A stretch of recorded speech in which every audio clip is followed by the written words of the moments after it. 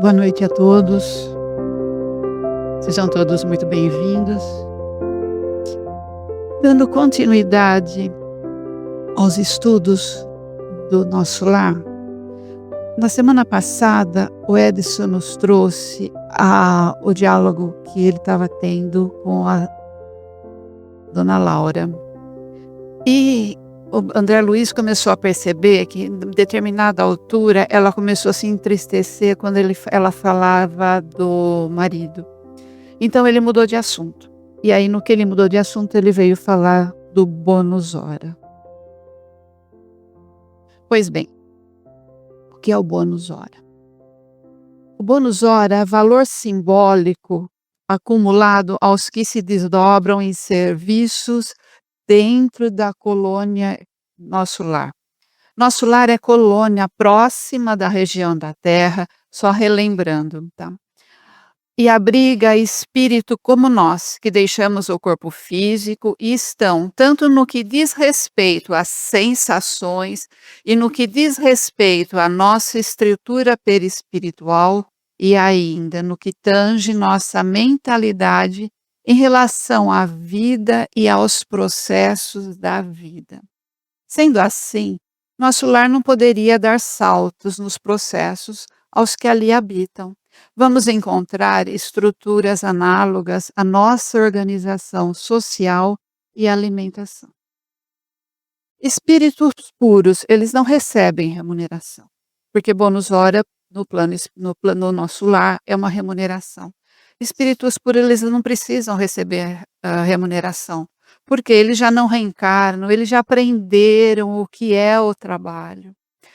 O Nosso Lar é uma colônia, só para lembrar, é uma colônia de transição próxima à Terra.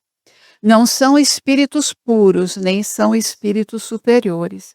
Passam um tempo e vão reencarnar. Chama-se também erraticidade. Bônus hora. No capítulo que o Edson trouxe, ela deu mais ou menos como se fosse o dinheiro, mas nesse capítulo ela deixa claro que não é uma moeda como nós temos, e sim uma ficha de serviço, valor aquisitivo. Bom, então agora nós vamos ao capítulo 22. No Nosso Lar, conforme o discorrer dos nossos estudos, vocês vão sentir que existe um equilíbrio belíssimo em torno dos sistemas econômicos e políticos. Não vou adentrar esse viés, porque não temos tempo e também não é o que interessa aqui. Porque aqui nós temos o quê? Desequilíbrios. E no Nosso Lar dá para sentir nitidamente que existe equilíbrio nos sistemas econômicos e políticos. Dona Laura disse: vestuário e alimentação são elementares, são básicos para eles. Na governadoria tem um determinado grupo que cuidam disso, então todos têm o básico, todos. Não existe morador de rua, nada disso que nós conhecemos. Os espíritos que se esforçam na obtenção de bônus hora conseguem certas prerrogativas na comunidade social. Vamos entender o que essas prerrogativas. Os espíritos que não trabalham poderá ser abrigado aqui, diz ela. Vai ser abrigado aqui. No entanto, os que cooperam podem ter casa própria. Sentiram? O ocioso vai vestir, com certeza.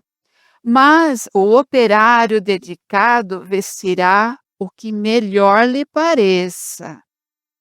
Favorecidos pela intercessão, os inativos, quem de repente não quer fazer nada, os inativos podem permanecer no campo de repouso, favorecidos pela intercessão dos amigos. Olha a importância de termos amigos.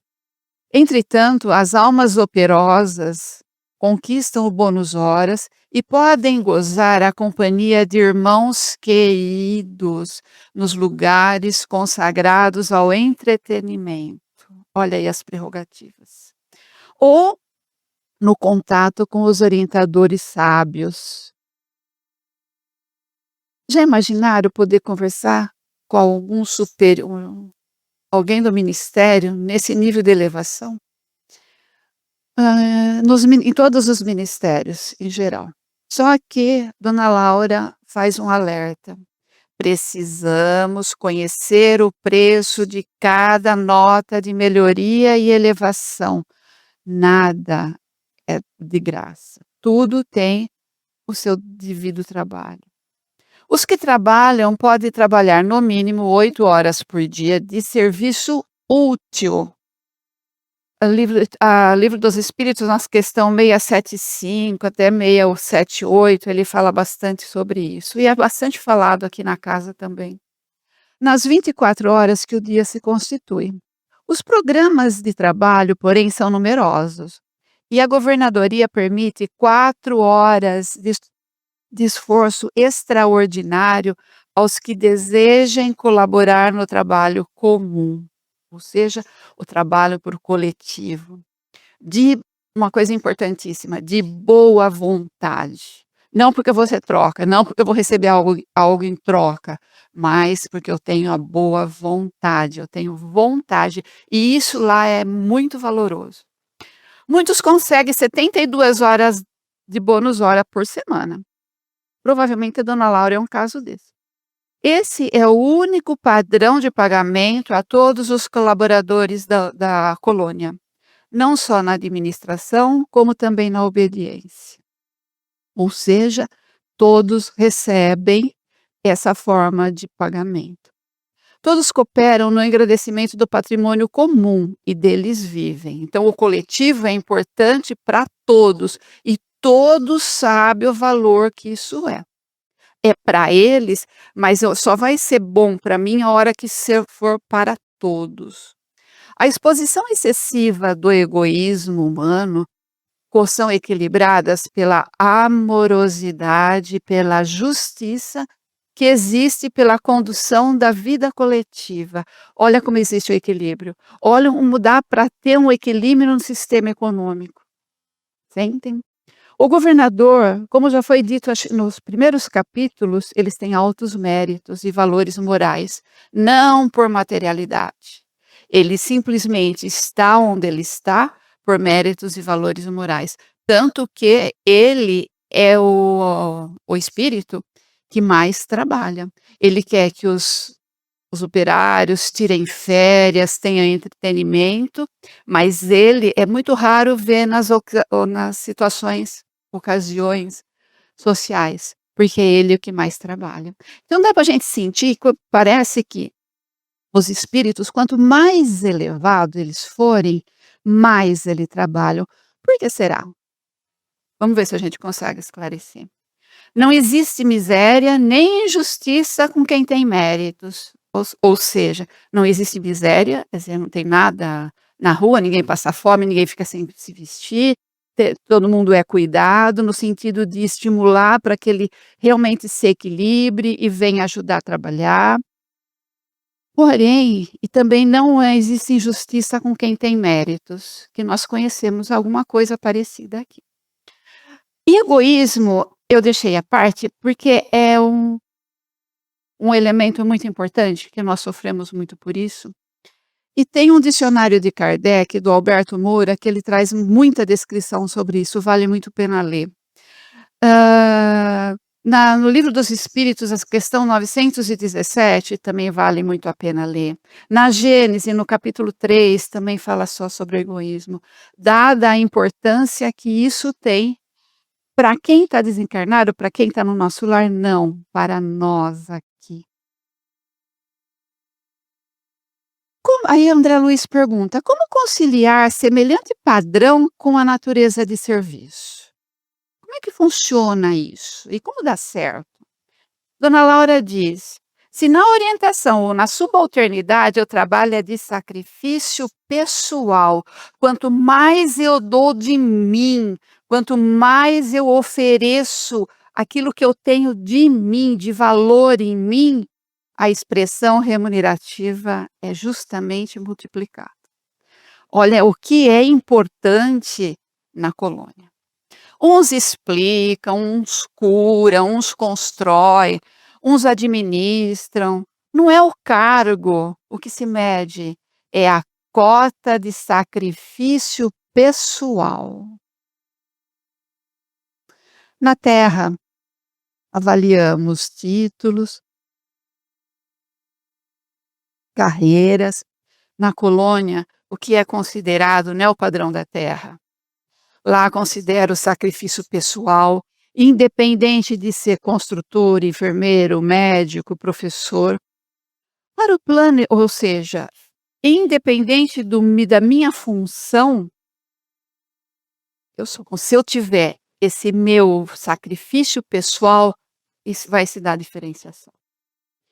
Para o plano espiritual superior, não se especificará teor de trabalho, ou seja, a minha função, sem a consideração dos valores morais despendidos. Ou seja, eu posso ter inúmeras titularidades, se eu não tiver valores morais, não vou estar lá nessa colônia. O verdadeiro ganho da criatura é de natureza espiritual. E o bônus hora em nossa organização modifica-se em valor substancial, segundo a natureza dos nossos serviços. Existe o Ministério da Regeneração, o bônus hora da regeneração.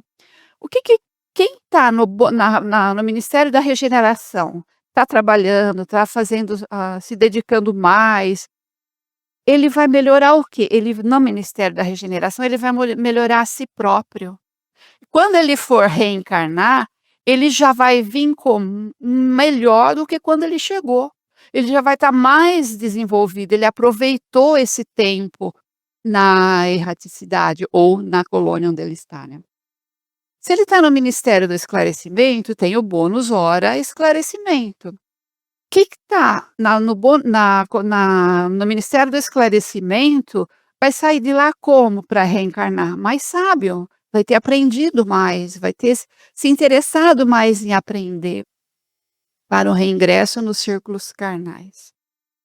Outras coisas importantíssimas, os fatores assiduidade e dedicação representam quase tudo aqui.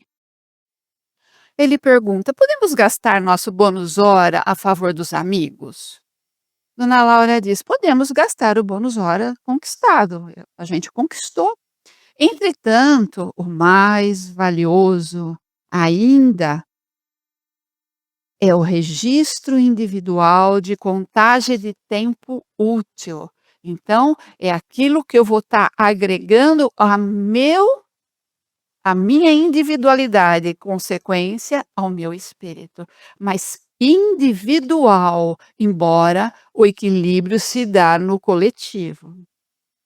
Que nos confere direito a preciosos títulos. Títulos aqui não é título de carreira que a gente conhece aqui não, é muito mais a nível de elevação espiritual. E o Chico, ele diz no livro Pão Nosso, por Emmanuel, ele diz assim: precisamos granjear amigos no céu. Isso está em Jesus, em Lucas 16:9. Dona Laura, poderemos repartir as bênçãos do nosso esforço com quem nos aprouver. Quer dizer, eu posso dividir com quem eu quiser. Isso ela diz que isso é um direito inalienável do trabalhador fiel. Quanto maior a contagem do nosso tempo de trabalho, maiores intercessões podemos fazer. Nós podemos interceder, e se nós temos os méritos do trabalho, do esforço, nós vamos poder fazer intercessões pelos nossos queridos. Quem não gostaria de fazer intercessão por um filho, por uns pais? Compreendemos aqui que nada existe sem preço. E que para receber é indispensável dar alguma coisa. Não é sistema de troca. Tudo na vida é assim, não é barganha. Precisa haver um equilíbrio. Não podemos só receber, precisamos cooperar também. Agora vamos adentrar um pouco essa questão do trabalho. Falar em bônus horas é falar de trabalho, né? No livro Pensamento e Vida, do Emmanuel, no capítulo 7, ele fala sobre o trabalho. E ele subdivide o trabalho em 3 itens: trabalho obrigação, trabalho serviço e trabalho ação. Trabalho obrigação remunera de pronto, é o que a gente tem aqui na Terra. A gente trabalha, a gente recebe. Nós espíritos ainda não adquirimos, isso é o ponto crucial, o ensejo do trabalho como sendo um valor próprio. Um parênteses. Obviamente que o trabalho que nós fazemos aqui na Terra é importante, porque a gente está começando a aprender a trabalhar. Então é importante que trabalhemos em diversos locais e vamos aprendendo. Porém, nós não temos, nós no nível que nós estamos de prova e expiação, com todas as nossas todas as nossas expiações, todas as nossas provas, com todas as nossas sombras, a luz está longe, porque as nossas sombras são muito grandes. Nós não desenvolvemos ainda isso. A gente não consegue nem alcançar verdadeiramente o que vem a ser isso. Mas é exatamente isso que também ajuda muito o equilíbrio que existe na colônia Nosso Lar.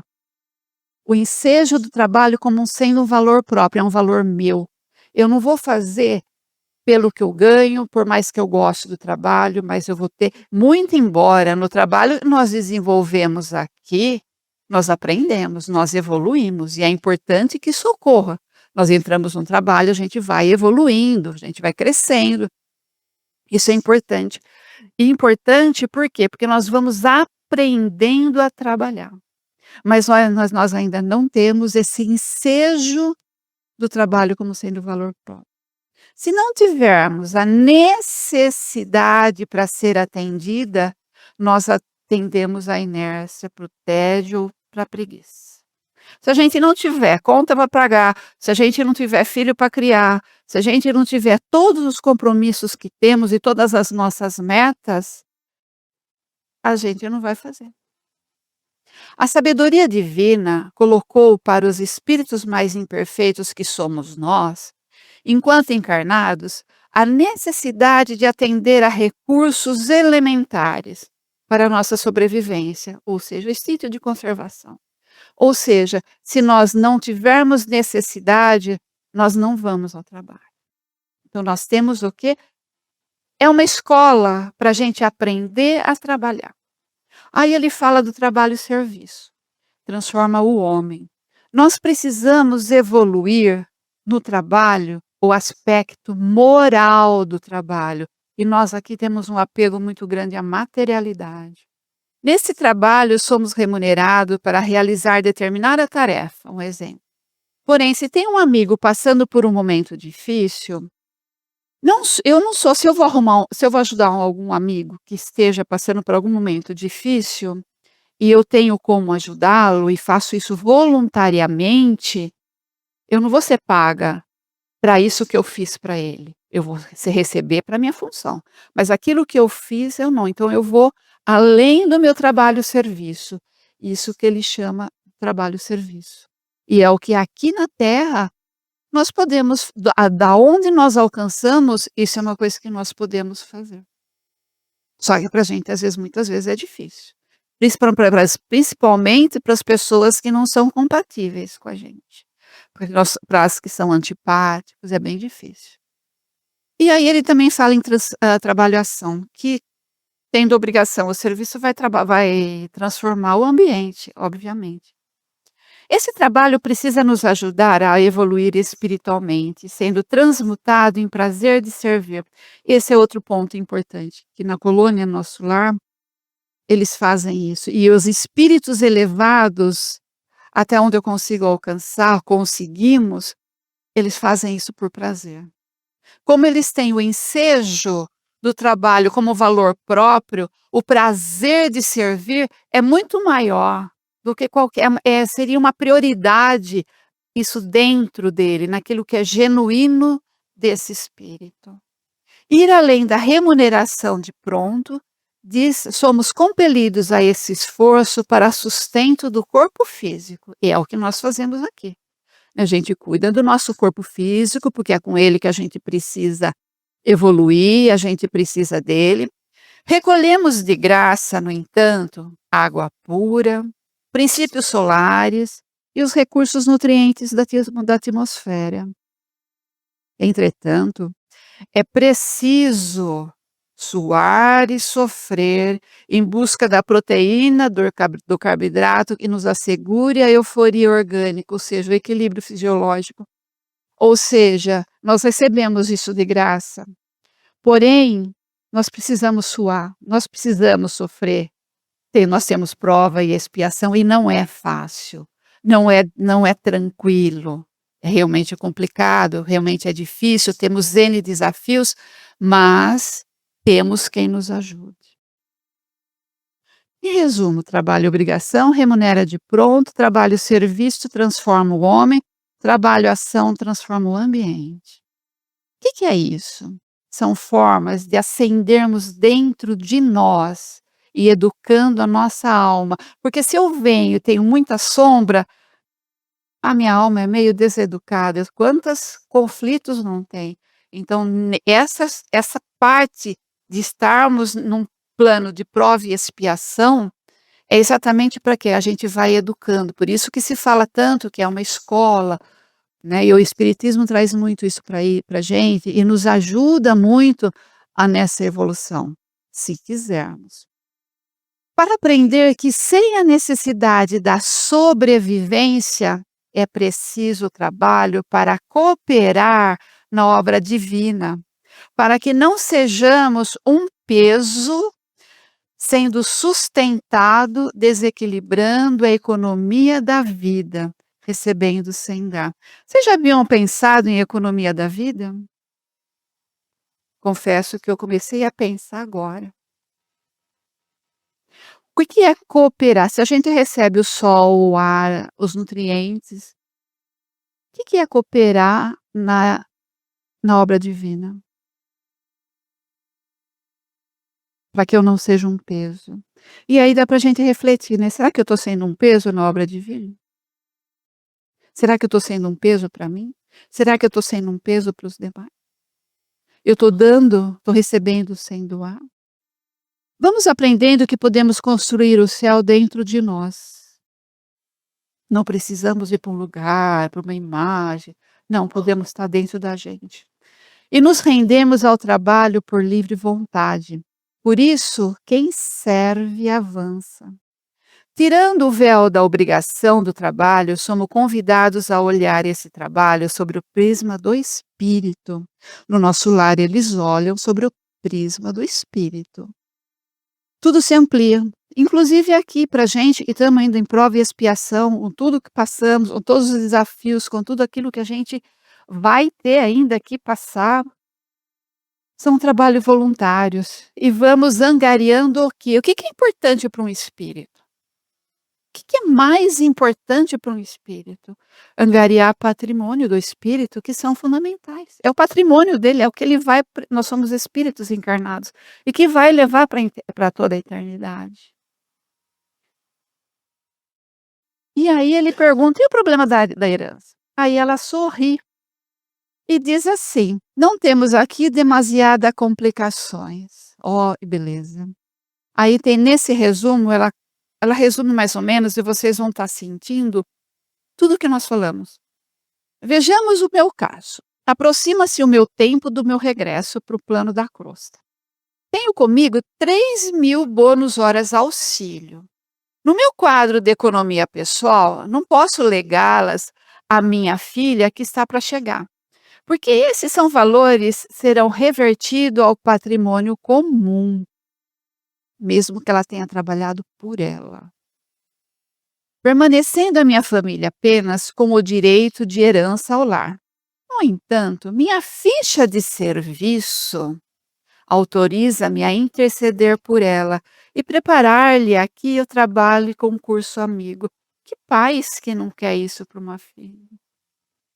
Assegurando-me igualmente o valioso auxílio das organizações na nossa colônia espiritual, durante minha permanência nos círculos carnais. Ou seja, ela vai reencarnar, ela vai ter todo o trabalho que ela vai ter que se desenvolver com aquilo que ela já está vindo mais preparada e ela vai ter auxílio da colônia enquanto ela estiver aqui. Deixo-me referir-me ao lucro maravilhoso que adquiri no capítulo da experiência nos anos de cooperação no Ministério do Auxílio. Essa frase é emocionante. volto à terra, investida de valores mais altos e demonstrando qualidades mais nobres de preparação ao ensejo, ao êxito desejado. Essa ela reconhece, ela volta com tudo isso, né, esse aprender a servir, mas numa nobreza interna, numa nobreza de humildade para com ela, e obviamente que isso vai passar para os outros. E aí, eu acho que eu tenho um minutinho, eu vou convidá-los a fazer fazer um exercício. Imaginem, todos vocês, que a gente vai desencarnar agora, todos. Eu vou me ter como exemplo, tá. Vamos desencarnar. E aí? O que que a gente vai receber? Eu vou receber a vou me vestir? O que que eu vou receber? Eu vou receber a roupa que eu doei, eu vou comer a comida que eu doei e a qualidade da comida que eu doei. Eu vou receber o carinho que eu doei, eu vou receber o afeto que eu doei nesse momento de prova e expiação, eu vou receber a atenção que eu dei para os outros. Fica para nós refletirmos. Semana que vem, nós vamos ter o capítulo 23 e é o capítulo Saber Ouvir. Com certeza vai ser um capítulo muito bom e vai ser trazido pelo nosso irmão Roberto. Com toda a sabedoria, vai ser uma excelente noite. Muito obrigado. Fiquem com Deus. Deus abençoe a todos. Muito obrigado pela presença. Nós agradecemos muito. Nós vimos aqui que a gente tem que fazer alguma coisa. E o fechamento da Lília hoje foi emocionante. Porque realmente, muitas vezes a gente dá aquilo que é mais barato, não tem problema nenhum, é importante a gente doar. Então realmente é muito importante. Aí vamos ver a Bíblia, alguma coisa para nós. A fé sem obras é morta. Então não adianta, eu tenho fé, tudo, mas não faço nada, fico quieto. Não ajudo ninguém, fico ocioso, como foi falado aqui, não adianta nada. Jesus, meu pai trabalha até hoje, eu trabalho também. Olha só, falando dos espíritos superiores. Quantos espíritos trabalharam para que a gente estivesse aqui essa noite? Nossos anjos da guarda, nossos espíritos protetores. A gente muitas vezes não analisa. Quantos impedimentos a gente tem, às vezes, para não participar de uma reunião? Em qualquer lugar, em qualquer doutrina. Muitas vezes, de última hora, a gente tem um impedimento, é aquele desânimo. E depois a gente fica na TV, ou fica ocioso, e sendo que a gente pode estar num ambiente mais saudável. E quanta caridade nós podemos fazer sem participar de coisas materiais, com o nosso pensamento. Na segunda parte aqui, que tem um clima, que é um clima que emociona a gente. Nosso pensamento é força. Nós ajudamos aqueles que estão doentes. Então nós estamos aqui, todos nós temos utilidade. Não existe ninguém nesse mundo que não tenha utilidade para a gente ir embora. Olha, temos o trabalho de mesa. Eu estava com 8 anos, eu lembro disso aí. A gente morava numa colônia. A minha avó, minha mãe, sempre foram muito caridosas. Não é porque já morreram que eu estou falando isso aí, não. Tinha um homem, um andarilho que passava lá na colônia. Eu sempre lembro disso aí. Lá tinha uma moça que ela chamava Genoveva. Ela era linda, mas ela tinha surto. Ela, quando ela endoidava, precisava amarrar ela. E naquele tempo a gente plantava arroz e tinha um pano no terreiro para poder colher o arroz, bater o arroz e pôr para secar no sol. Um dia, ela deu esse surto. E aí amarraram ela, e naquele tempo eles usavam arreio, que diz que era para tirar o espírito. Se o espírito não saísse, o médium estava morto, porque apanhava de reio. E olha só, ela estava incorporada. Olha, esse andarilho tinha pedido comida na minha casa. Ele tinha acabado de comer. Ele saiu para fora, a moça estava amarrada em cima desse pano. Ele chegou perto dela. Olha a moral. Ele falava: meu irmão, deixa ela, deixa ela. Você já judiou muito dela. Todo mundo ficou assombrado. Deixa ela, vem comigo. Eu ando por aí, eu ando para os matos. Olha, nos rios, nas minas de água. Vem comigo, meu irmão. Vem comigo, deixa ela. E pediu para desamarrar ela. Ninguém queria desamarrar. Ele falou: não pode desamarrar, que ele vai vir comigo. Ele vem comigo. Ele vem comigo. Desamarraram ela. Ela desmaiou. Depois ela voltou ao normal. Nunca mais ela teve surto. Nunca mais ela teve problema. Então, olha o valor. Ele era um andarilho. O que será que ele fez para estar naquela situação? A reencarnação. Mas ele fazia coisas boas. Ele sempre trazia uma fruta que ele pegava no mato, alguma coisa. Para nós que a gente era criança. Lá tinha muito gravatá. Alguém aqui conhece gravatá? Acho que ninguém conhece gravatá. Gravatá é uma fruta que dá muito no cerrado. Ele trazia, sapecava no fogo para a gente comer. Eu estou falando para você de coisas antigas. Então, com tudo isso, ele não tinha nada, mas ele ainda fazia alguma coisa. Quanto que nós temos, quanto que nós podemos fazer? Eu, principalmente, me cobro muito. Eu estou falando para vocês, mas eu me cobro. Então, a doutrina espírita traz essa luz para nós. A cada um segundo suas obras. Nós vamos receber de acordo com o nosso merecimento. Aquilo que nós doarmos, voltará em dobro para nós. E é Jesus na nossa vida. Que Ele nos abençoe. Está encerrada a reunião. Muito obrigado, gente. Muito obrigado por tudo, viu? Que Deus nos abençoe.